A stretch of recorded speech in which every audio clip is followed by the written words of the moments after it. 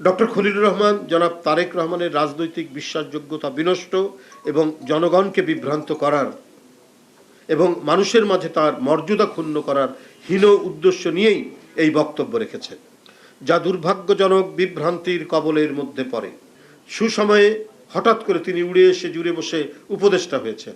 ১.৫ দশকের শেখ হাসিনার ফ্যাসিবাদের বিরুদ্ধে আন্দোলন সংগ্রামে দেশে বিদেশে কোথাও যার কোনো উপস্থিতি ছিল না ছিল কোনো জোরালো বক্তব্য, তার কাছে দেশের নিরাপত্তা নিশ্চিত কিনা এসব নিয়ে জনগণের জানার অধিকার রয়েছে, কারণ তিনি হলেন নিরাপত্তা উপদেষ্টা।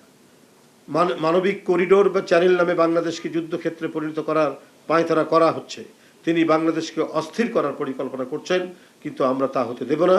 ডক্টর খলিলের অহেতুক প্রলাপে প্রতীয়মান হচ্ছে অন্তর্বর্তীকালীন সরকারের কেউ সুকৌশলে বাংলাদেশের প্রাণ তারেক রহমানের দেশে নিরাপদ প্রত্যাবর্তনকে অনিরাপদ করে তুলতে চায়। রাষ্ট্র নিয়ে পরীক্ষা নিরীক্ষা করার সুযোগ নেই।